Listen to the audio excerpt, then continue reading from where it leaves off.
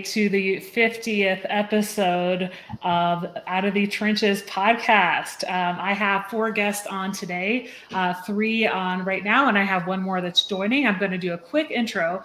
From episode number 5, I have Jen Mollichworth. She is a speaker and author of The Happy Teacher's Handbook, From Overwhelmed to Inspired, helping teachers embrace resiliency.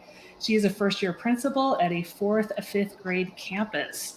Find Jen on Twitter at Teacher Renegade. From episode number 31, Brad Hughes. He's an elementary school principal in Kitchener, Ontario, Canada. And Brad recently launched his own podcast, Good News, Brad News, on Anchor FM. Follow him on Twitter at Brad_Hughes. From episode 34, Brandon Beck will be joining us in a little bit. He is the author of Unlocking Unlimited Potential, Understanding the Infinite Power Within to Guide Any Student Towards Success. He has been a dual language teacher at the elementary level for 15 years. Follow him on Twitter and Instagram at BrandonBeckEDU. And from an upcoming episode yet to be published is Chris Dodge. He is the principal of the Orange Elementary Schools in Orange, Massachusetts, currently serving 500 students in grades pre-K through 6. He is a connected educator who utilizes social media to make family and community connections. Follow him on Twitter and Instagram at PrincipalDodge1. Welcome to the podcast, everybody. Thank you. Thanks, Dana. Great. Congratulations. Thank you. Well, I had a little bit of technical difficulty getting started. So if anybody's watching this live, hopefully you're able to join us. But otherwise, you can see the recording. So I wanted you guys to just you're all at the same level, elementary level, and principals. So I wanted you guys to provide a snapshot of kind of what's going on in your school right now, your current situation, if you're hybrid remote, if you're transitioning to a model, and how's that been for you so far? And I'll start with Jen, because it's been a while since I've talked to you. Hi. So we were just kind of catching up before we jumped in. We've been full in person since the start of the year. Mm-hmm. However, there have been times we've had to shut down and go remote. Like there were 2 weeks I had 5th grade. That was all remote, just 5th grade out of the district. Mm-hmm. And then in December, we shut the district down just because of staffing reasons. We can't get subs. Subs are like a hot commodity right now. So right now, our goal is just to stay open. We've noticed a huge gap,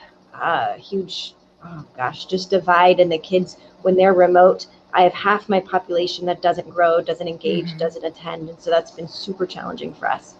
Right now, since January, we've been full in person. Haven't had to go remote yet. So I always feel like we're kind of teetering. Mm-hmm.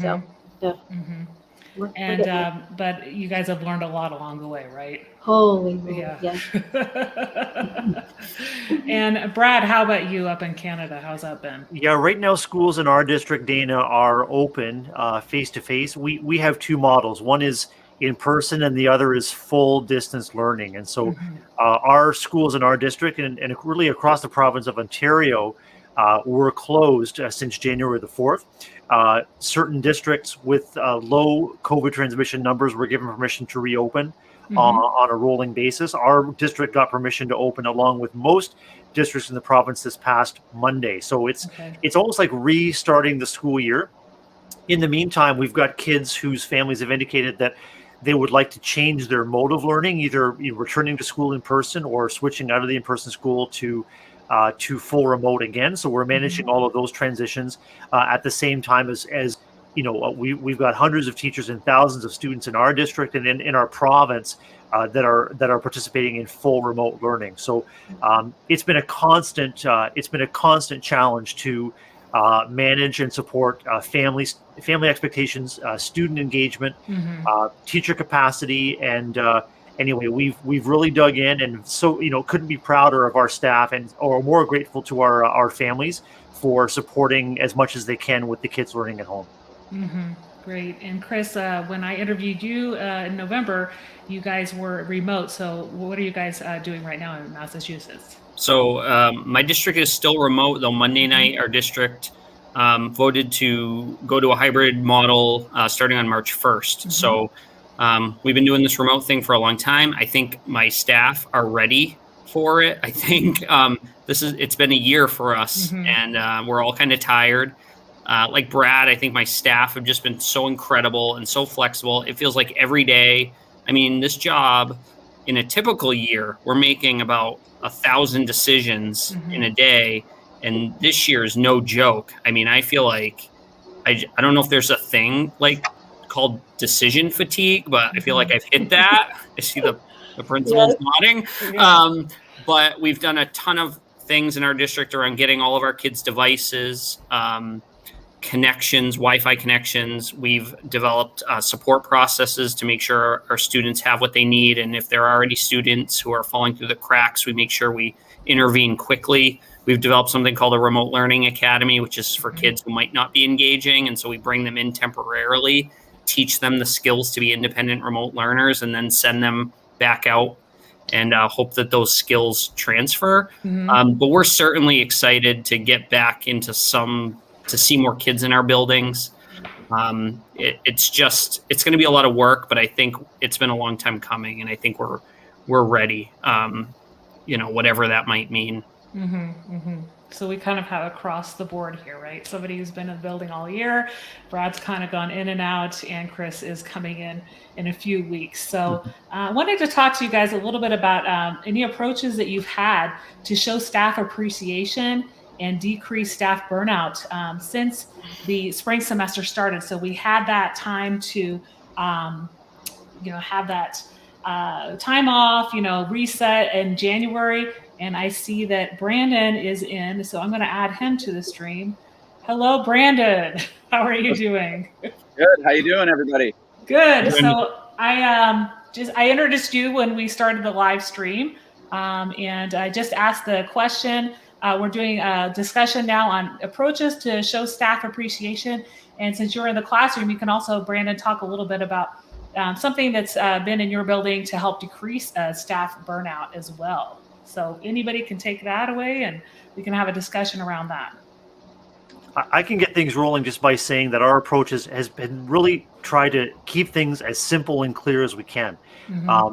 Staff morale and staff capacity depends on everybody's energy and ability to manage the gap between ever increasing expectations and our actual capacity to fulfill them. And so we have really tried to simplify and clarify all kinds of information coming from our province, from our district, and within our school, so that everyone feels clear on how they can support each other, how they can support kids, what the next best decision is. And as far as keeping staff morale up, all of us here know just how to leverage the power of connection, just staying in touch however we can, whether it's scheduled meetings, infrequent check-ins, just keeping things casual, positive, focused on support. Because when there's all kinds of expectations on us, the danger for staff members is to feel that they're in a constant state of supervision, especially since we're all we all may be remote, and so just providing that sort of soothing reassurance that we're all there to support one another. And just keep coming back to two questions: what do you need, and how can I help? And if you keep asking those questions again, and you actually kind of have to pause and wait for the real answer, because it's one thing to say, how you doing? I'm fine. How are you doing? But really, no, how are you doing? Really, what do you need? And really, how can I help? And give people a chance to think about that and then get back to you. That's been, rather, as opposed to say discrete events or like any kind of, it's rather than a gestural approach, it's more of a cultural approach that we've taken on. And like I said in the opening, so proud of how staff have rallied. So looking forward to hearing from you guys too. Well, I would just add on to that, because I think Brad and I are kind of leading in similar ways. I think, we always do the small events to show appreciation, but I think more of what we've done as a school staff is developed a culture where I would like to think that we've embraced the suck, meaning like I'd like to think that we have a culture where it's okay to say this is really hard, right? And so at the beginning of this year, we started our staff meetings with tell us how you're feeling, make a self-care plan for yourself, because that's really important, and go back to it when you need it. But more than anything, ask us for what you need when you need it, and It's okay to say this is really hard, and we're here to help, not give you more things to do. I understand that this is hard. It's hard for us. It's hard, and we don't have the answers. So I think that's another piece of this is like, I'm okay saying to my staff, I don't know the answer to that. I don't know. And with hybrid coming for us, it's like, I'm getting a million questions a minute. And I think as leaders, we just have to be okay saying, you know what, I don't really know. This is new for us. No one in this room took principal in a pandemic in college. So we're all kind of doing this. And I think that's great. I think that's actually good. I think it ties us together and unites us in this like all in it together kind of feel. So I'd like to think the same thing, that we've built this collaborative culture where we were headed towards something that prepared us for this as much as you possibly can. I totally agree with all of that. You know, it's when we started, we were unsure if we would make it to October staying in person. And so every day that we would make it every week, it would be like, you know, another notch on the belt, like, oh, we've made it this far. And now we just all have this collective feeling of, we're going to do whatever it takes to be in person, because that's what's best for kids right now, at least our population. And so we have rallied around each other to support each other as much as we can. I was doing quite a bit of teaching, I think, in the first semester, supporting teachers as needed. We had a new math curriculum to start this year, which is like, so just, I think it's that whole village, and I've said it to parents too. We're all in this together. We're all trying to support your kids. So tell me what you need. I did a live with parents for our community. It was a Google Meet that was live, and I had a grandparent sitting in her bathroom on the bathtub where she could get reception, and she's holding her phone, and she is so desperate to learn how to take care of her child and make sure that she's learning. I mean, so crazy things that we've never, like in a normal year, would never be thinking about. I mean, I think I'm impressed and proud of that we are embracing that whole village approach to get these kids learning. And the thing I think that's come up more so than ever this year is the social emotional piece of these children. And so many are bringing stuff from home, and worry and panic and just lots of things. And so I'm doing just a lot of checking in with teachers. How can I support these kids so that they're ready to learn? And if we can't address those needs and they're not learning, you know, how can we support them in other ways? So that's been one of our huge challenges. And I think, you know, in my staff meetings at the end, I do a staff shout out, like, who can we give a shout out to today? Like, who could we acknowledge? And I think that just breeds more of like, oh gosh, and I also want to recognize so-and-so. And so I think it's just that positive, we can do this, that whole collective teacher efficacy, that whole, like, we don't know, but we're working towards something good, you know, at the end. Yeah, absolutely. And I'll just pick up right there. The power of positivity is definitely something that, you know, I know that my administrators have been practicing, and I know that we're kind of carrying with us, because, you know, as a teacher, I am a leader, but I'm also, you know, I'm a teacher, I'm a classroom teacher, and I have to really shout out, I mean, my administrator, my principal, our superintendent has just been really amazing. And it goes back to what you were just saying, Jen, about social emotional learning. I keep finding myself saying this, that like, it took us a pandemic for us to finally look in the mirror and say, now is the time for social emotional learning to be at the forefront, mental health to be at the forefront of everything we're doing. And I think that's a silver lining in it all, because these are really challenging times and really difficult times, and it's a super complicated environment to teach in. I happen to teach in a school district that has a 60% Hispanic Latino with a large population of free and reduced lunch, and for those students, they're struggling, and the support's not necessarily there at home. The main language at home is not always English, and so it's really challenging. But I can see my district is doing everything they can. Communication has been top notch. And I think what's also the important word for me is the word patience, right? I think as administrators, and what my principal I've noticed with her is that she's just been so patient with all of us and understanding, like you said, Chris, like there's no textbook for this, there's no class for this, there's no answer for how this is all going to work best. And I think every teacher and I think every classroom has a lot of their own techniques and a lot of things that work specifically for them. And I think that's a benefit to it all. And I think we've kind of been able to push a little bit away from some of the standardization and some of the standardized assessments and take a real look in the mirror and say, like, what really matters and what does really matter at the end of it all is relationships. And what are we doing to cultivate relationships? And I know my school, they added in I'm an elementary teacher, they added in a 45-minute period every single day that was taken away from other subjects that's considered community building. So there's your social emotional learning time. So it's guaranteed, it's there. And teachers have the freedom to use it how they want to use it to build those relationships. So I gotta give a lot of respect and really return to, having that patience and also giving yourself that grace to keep strides and keep working, pushing forward.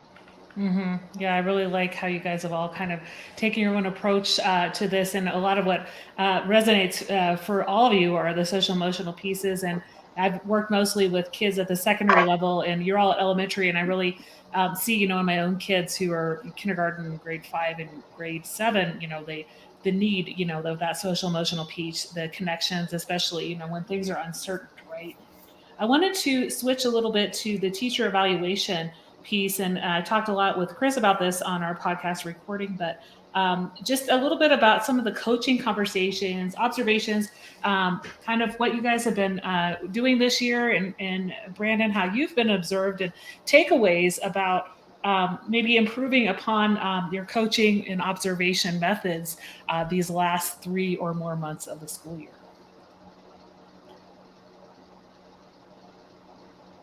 I don't mind going first. I mean, I guess I've become a better coach this year, or at least I would like to think that I've been a better coach, because the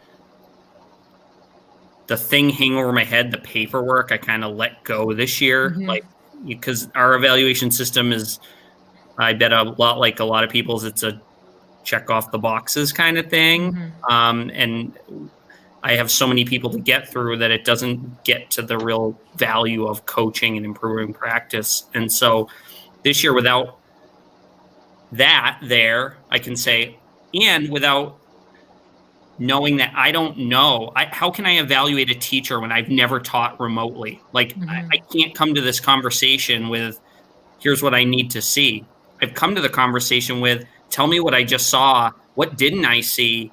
Tell me more about this. And so more of those reflective questions. And so I've learned, I think, more than I've gained. And what has been really nice is I'm then able to bring those to other teachers and say, I just saw a teacher down the hall. She's doing this awesome thing with this tool. Check it out, building those connections. So it really has brought me to a place of what I've always wanted it to be, which is more, let me learn from you. Let me listen to what's going well, what's hard. How can I help you? And it's that vulnerable conversation where a teacher can then feel okay saying, I'm really struggling with this. Because those walls of I know this and I'm here to see this are kind of gone. I feel like that's led to a more productive, more trusting conversation where a teacher is going to be more open with me. Rather than if they were with just a coach, colleague.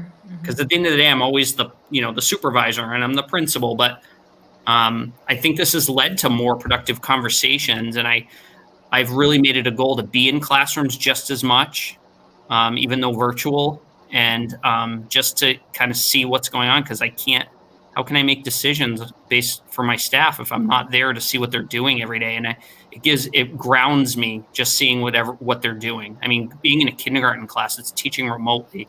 I just, it really floors me, the things that I've seen our educators do. And I'm just always so in gratitude and respect so much the things that they're doing, because, I tell them all the time, I have no idea how you're doing this. I'm so glad you are in our schools. If you're a first year teacher, I don't have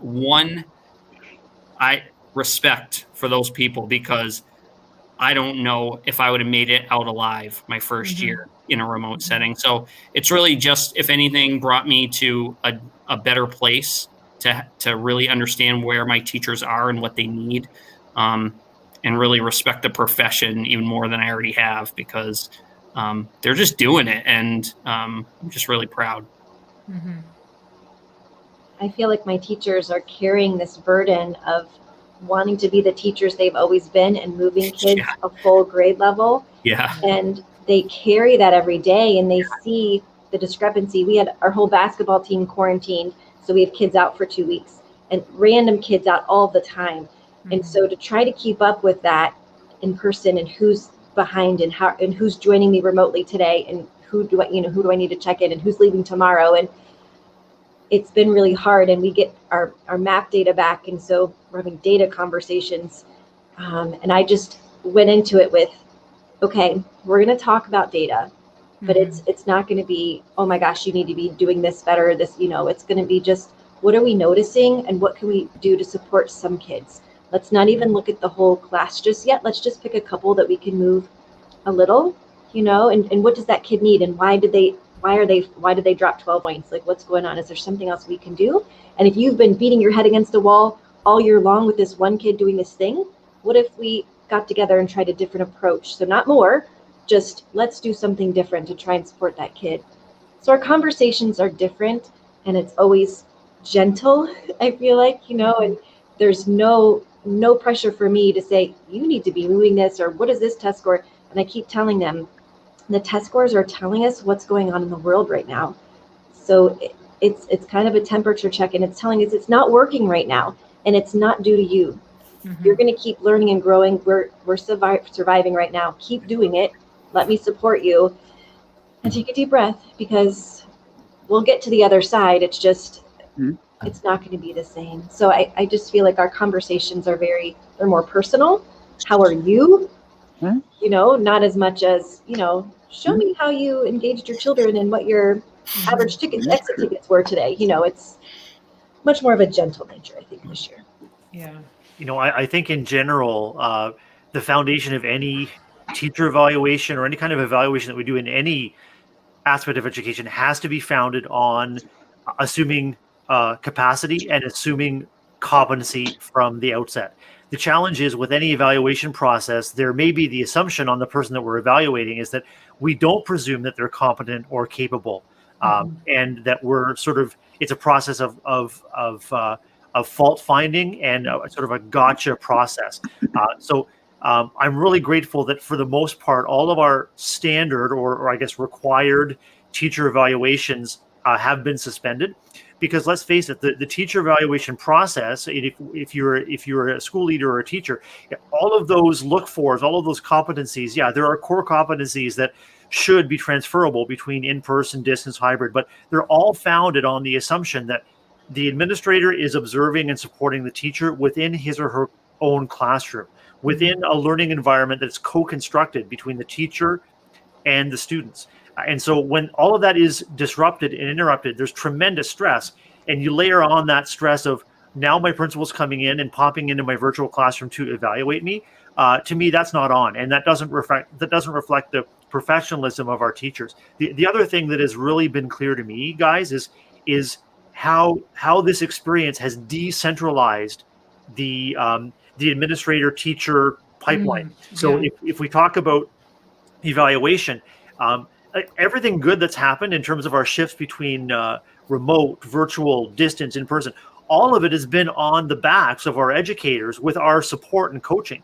It really has decentralized us as so-called instructional leaders or instructional experts. The experts are all over. The experts are within our network. And so as an evaluator, what I've, on a sort of an ongoing basis, rather than being an evaluator and an expert, my goal has been to connect other great professionals doing other great things to build the capacity of everyone. So right now, the only thing that's proceeding is required evaluations for new teachers. And again, just like Jen and Chris said, it's about being gentle. It's about assuming capacity and capability, and assuming that you're coming in to reflect And I tell my teachers, I'm coming in to reflect back to you the great things that I see and to answer your questions about how to get better. I had a teacher ask me today, do you want to know about my students' individual learning profiles? Who's having trouble, who might be. I said, no, it's enough for me to know that you know who they are.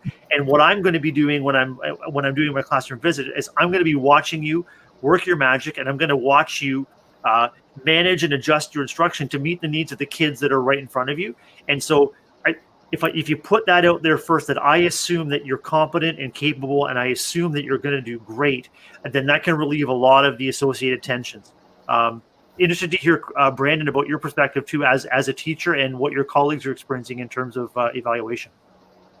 Yeah, and those are all valid points that you're all making, and I appreciate the perspective. I really do. I actually have an informal observation tomorrow, so this is kind of on the tip of my tongue right now. And it's funny, when I started my doctorate program, I started out in the avenue of thinking that I was going to be studying teacher evaluation, and that I read a book from Linda Darling-Hammond called Getting Evaluation Right, and I completely changed my perspective. I thought I was going to change the world with teacher evaluation, and then as I read it and I was like, well, what is the purpose, right? What is the purpose of any evaluation right now and during this time? Like you're saying, it sounds like what I'm hearing from all of you is that the purpose of your evaluations is to support and to empower your educators. And I think that's really a powerful thing, because we're kind of removing that in where I am in New York. We're kind of removing a little bit that state assessment score attached to an evaluation of a teacher, which to me is just unfair, because no matter what way you slice it, no matter what way you set it up, your students are still going to face certain challenges. And those students who may necessarily be down here and grow to here, which to me is like massive growth, when they're put up against all the other kids in the state, it's not going to show the same bar. It's not going to be the same level. So I really think, you have to return to the purpose of the evaluation, and the purpose of the evaluation here, what's really come out of this pandemic has, it's released some of that anxiety. It's released some of that anxiety from the administrator side of it. And it's also released some of that anxiety from the teacher side of it. I always look at evaluations as it's an opportunity to fail. And I've always looked at it. I've always looked at that for the past 20 years I've been as an educator. But what I've noticed is a lot of other educators, they don't necessarily start to feel that way once scores are starting to be attached to performance, because who's to say having good relationships is better than being super organized and having, your objectives, listed, or a really decorated and really well organized classroom.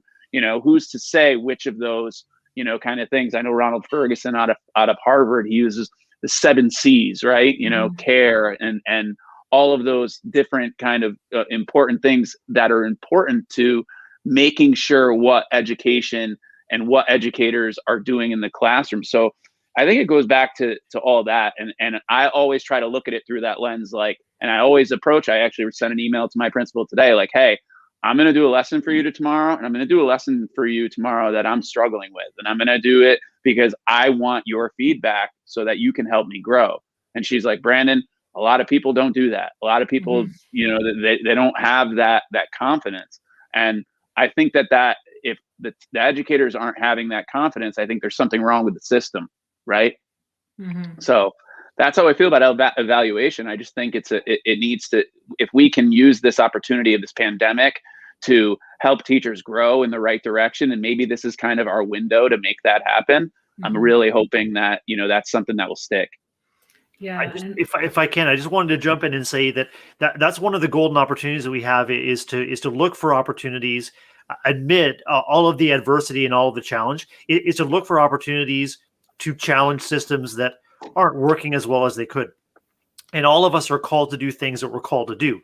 But it is essential that when you see opportunities to challenge what you're called to do, if it doesn't work situationally, if it doesn't work to support relationships, but above all, like we would never do anything to kids or with kids that diminishes their own sense of success and efficacy.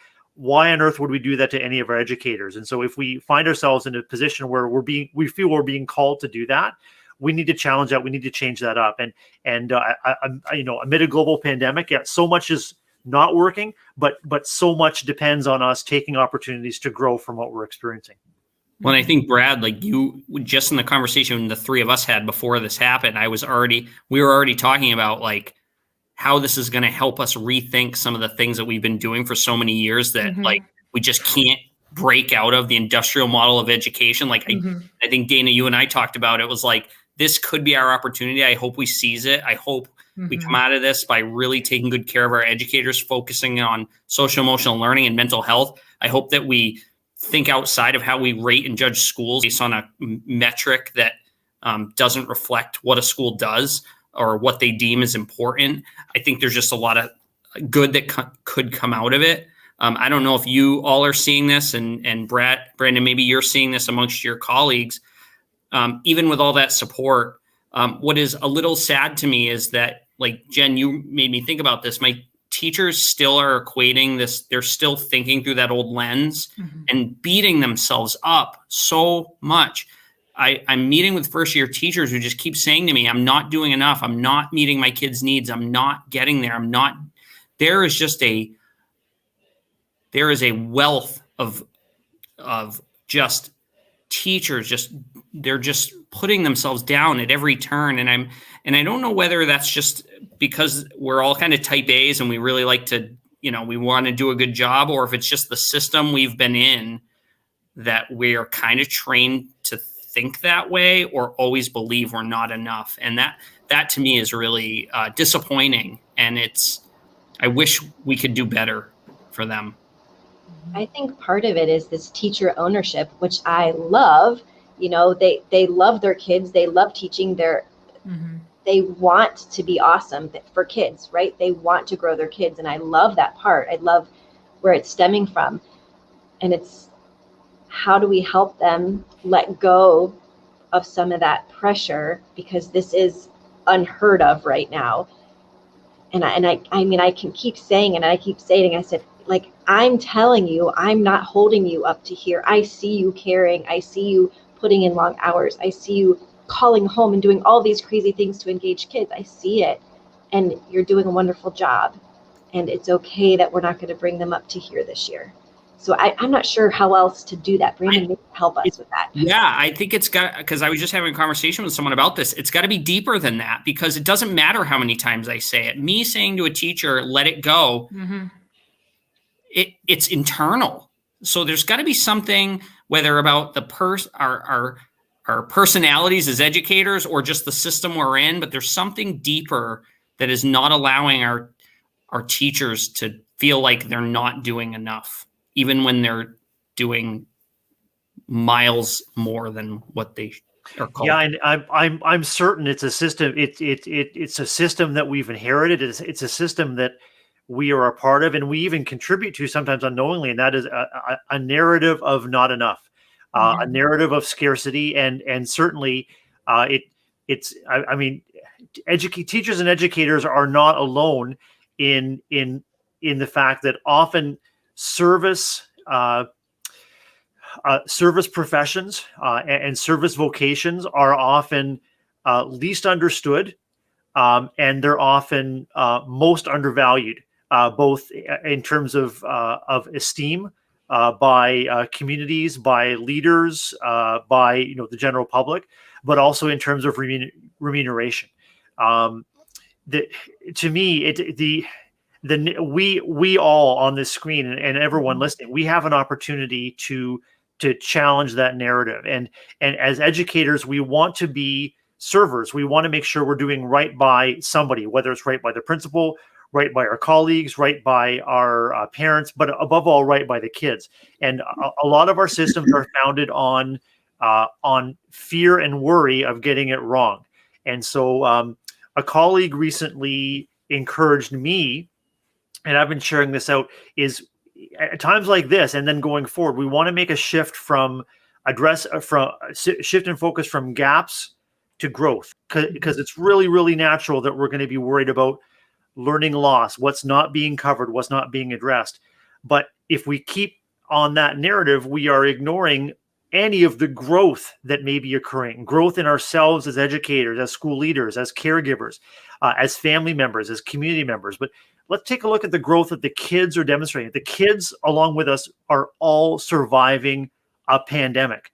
And forget about a playbook, as Chris mentioned. There not only is there no playbook, we are writing history.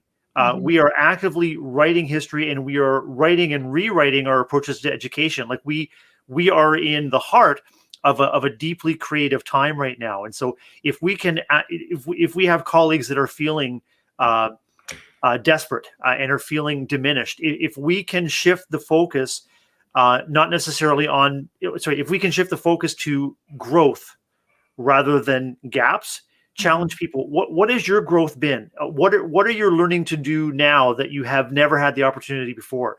What are you creating? Like, what are you bringing into existence that never existed yesterday, but is existing today because you're meeting the needs of the kids right in front of you today? So shifting that narrative from gaps to growth that's been on my lips recently.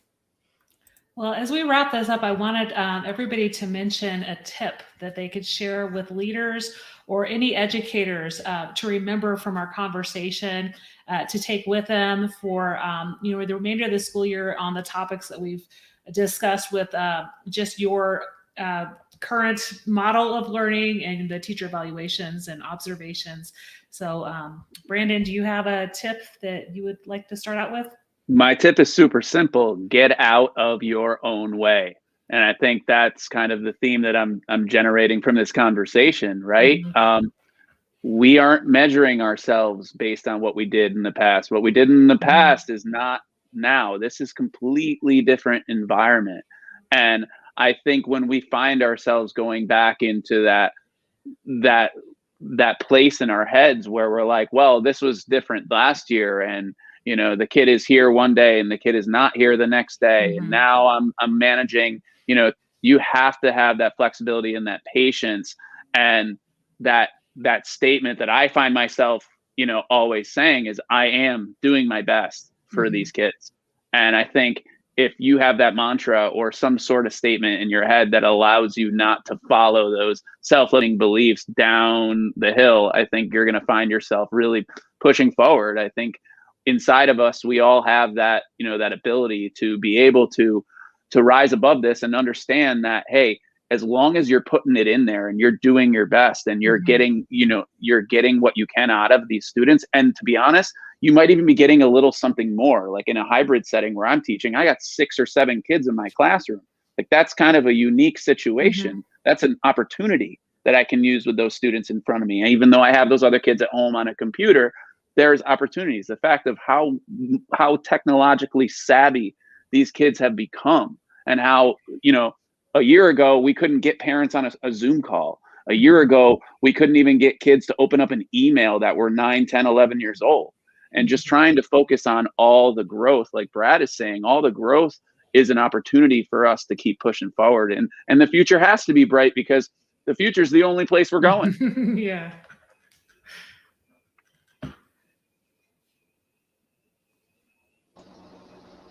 I'll jump in next. As I hear all of us chatting, I think of I am enough, at the end of the day, like I am enough. And then just asking ourselves at the end of the day, what difference did I make today? And finding that little, if it's little, if it's big, because I know that my teachers are making a difference every day. I know. And I think at the end of the day, it doesn't feel like it used to feel like when they made a difference. So it's just finding that one thing. How did I make a difference today? Running with it. Mine was kind of a combination of both of yours. I was going to say, as a leader, get out of your staff's way, because I do think we tend to want to be so helpful that sometimes we inadvertently put more onto our staff. One of the things I learned this year is, like, in an effort to be helpful, I was not being so helpful because I was just giving them more, and they were like, Chris, leave us alone. Like, give us some space, So, and not intentionally, but I think we want to be so helpful, but I think sometimes we just have to, like, give ourselves and our staff some space. And I think this is the perfect time to, like, step back and watch, listen, have important conversations, So I think that, and combined with Jen's, I think it's like, give yourself some grace, leaders and teachers. Let's be kind to ourselves and be kind to one another and be real patient with all of this. Because I think, again, we're just critical of ourselves, and we could do a better job of taking care of ourselves and each other. I just want to come back to something that friend and colleague Ray Hewart says, and I really honor this, and that's just, it's always to strive for today's best. And this has been a real resonant thread for all of the staff members that I serve, is that as a bottom line, as educators, our best is going to be top notch at any time. We have high expectations of ourselves. We support each other in maintaining those high expectations. So don't get me wrong. I think high and appropriate expectations are what we want to continue to maintain. But depending on your capacity, depending on what you're dealing with, both inside your school and outside in your life, any given day, maybe I'm working at 40% today. I'm giving all I've got, but my 40% is what I've got. Maybe the next day it's 60. Maybe to finish off the week it's 90. But just honor the fact that your ability to meet so-called expectations is going to depend on your capacity. And when there's a mismatch between expectations and capacity, doesn't matter what the expectations are. What matters is that you're giving what you can on that day to serve the kids in front of you, and also to manage to restore your own lost energy so that you can keep going one more round. So that's been resonant with my staff, is focus on today's best. No one can reasonably ask any more of you. And certainly, as leaders and as colleagues, we have to model that. We have to talk that up. Give today's best. Give what you can today. Tomorrow may be different. Great. You guys all had so many great tips to share. And, this was a wonderful conversation. I thank you guys so much for joining me on this live event. Thanks for being my guest on the podcast in your previous episodes. And I'll, have this link for the recorded session out later today or tomorrow. So I wish you guys all the best. And, I hope listeners get a lot out of learning from your wisdom and your experience and all the great words you had to say. Congratulations on 50 episodes, by the way. It's Yeah. an amazing accomplishment. Thank you. Really appreciate your belief in us and the opportunity to connect with you. Thank you so much, Dana, and great to connect with all of you too. Thanks for bringing us together. Yeah, this was great. Bye-bye, guys. Bye.